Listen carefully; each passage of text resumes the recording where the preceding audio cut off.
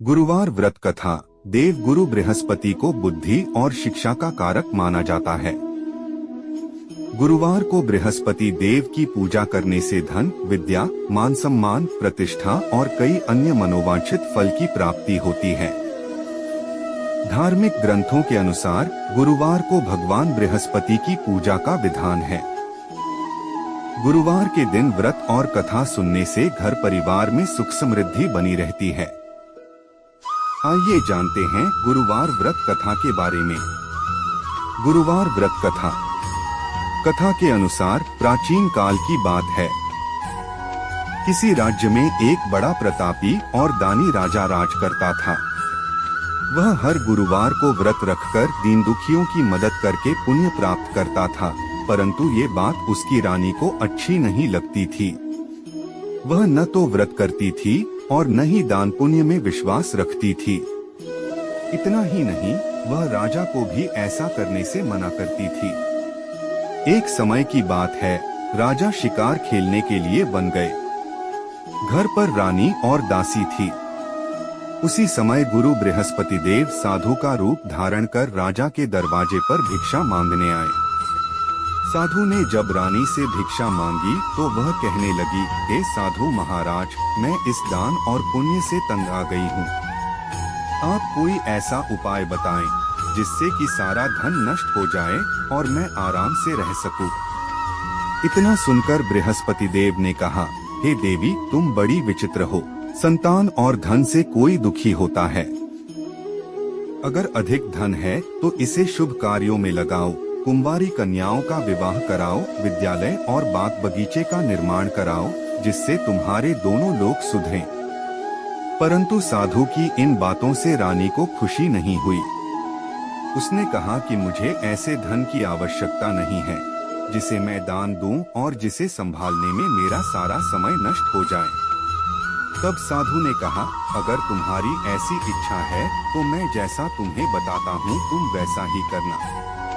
गुरुवार के दिन तुम घर को गोबर से लीपना, अपने बालों को पीली मिट्टी से धोना, राजा से हजामत बनाने को कहना, भोजन में मांसमदिरा का प्रयोग करना, कपड़े धोबी के यहाँ धुलने देना। इस प्रकार 7 बृहस्पतिवार करने से तुम्हारा समस्त धन नष्ट हो जाएगा। इतना कहकर साधु के रूप में बृहस्पति देव अंतर्ध्यान हो गए। साधु के अनुसार कही बातों को पूरा करते हुए रानी को केवल 3 बृहस्पतिवार ही बीते थे कि उसकी समस्त धन संपत्ति नष्ट हो गई। भोजन के लिए राजा का परिवार तरसने लगा। तब एक दिन राजा ने रानी से बोला कि हे रानी, तुम यहीं रहो, मैं दूसरे देश को जाता हूँ, क्योंकि यहाँ पर सभी लोग मुझे जानते हैं। इसलिए मैं कोई छोटा कार्य नहीं कर सकता। ऐसा कहकर राजा दूसरे देश चला गया। वहाँ वह जंगल से लकड़ी काटकर लाता और शहर में बेचता। इस तरह वह अपना जीवन व्यतीत करने लगा। इधर राजा के परदेश जाते ही रानी और दासी दुखी रहने लगी। एक बार जब रानी और दासी को 7 दिन तक बिना भोजन के रहना पड़ा तो रानी ने अपनी दासी से कहा, हे दासी, पास ही के नगर में मेरी बहन रहती है। वह बड़ी धनवान है।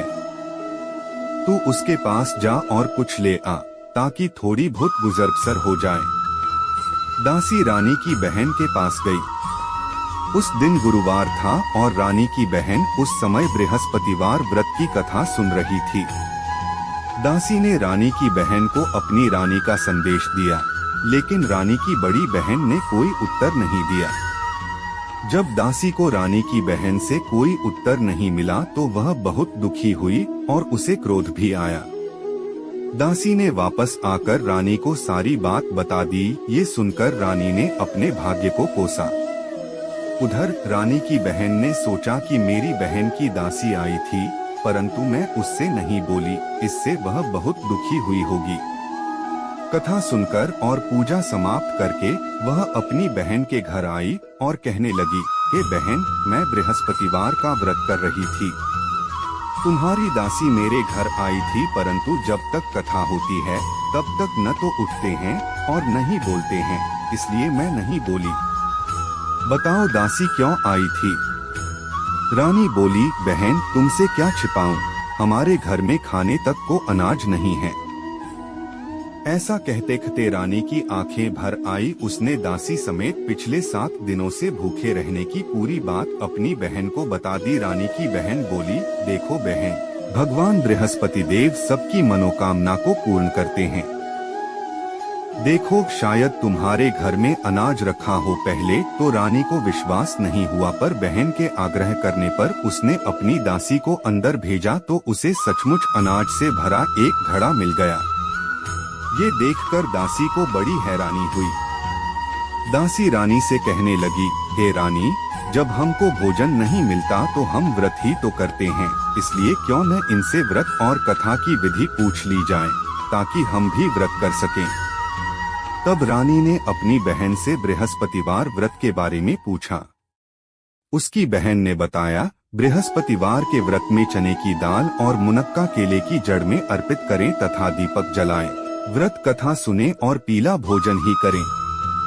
इससे बृहस्पति देव और भगवान विष्णु प्रसन्न होते हैं।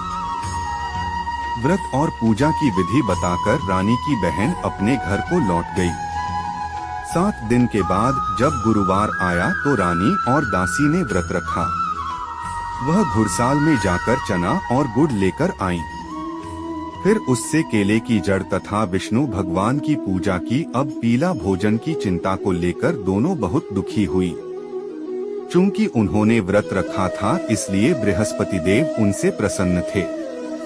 वह एक साधारण व्यक्ति का रूप धारण कर 2 थालों में पीला भोजन दासी को दे गए। भोजन पाकर दासी प्रसन्न हुई और फिर रानी के साथ मिलकर भोजन ग्रहण किया। उसके बाद वह सभी गुरुवार को व्रत और पूजा करने लगी। बृहस्पति देव की कृपा से उनके पास फिर से धन संपत्ति आ गई, परंतु रानी फिर से पहले की तरह आलस्य करने लगी। तब दासी बोली, देखो रानी, तुम पहले भी इस प्रकार आलस्य करती थी, तुम्हें धन रखने में कष्ट होता था, इस कारण सभी धन नष्ट हो गया, और अब जब देव बृहस्पति की कृपा से धन मिला है तो तुम्हें फिर से आलस्य होने लगा है। रानी को समझाते हुए दासी कहती है कि बड़ी मुसीबतों के बाद हमने ये धन पाया है, इसलिए हमें दान पुण्य करना चाहिए, भूखों को भोजन कराना चाहिए और धन को शुभ कार्यों में खर्च करना चाहिए। इससे तुम्हारे कुल का यश बढ़ेगा, स्वर्ग की प्राप्ति होगी और पितृ प्रसन्न होंगे। दासी की बात मानकर रानी अपना धन शुभ कार्यों में खर्च करने लगी। इससे पूरे नगर में उसका यश बढ़ने लगा। बृहस्पतिवार व्रत कथा के बाद श्रद्धा के साथ आरती की जानी चाहिए। इसके बाद प्रसाद बांटकर उसे ग्रहण करना चाहिए।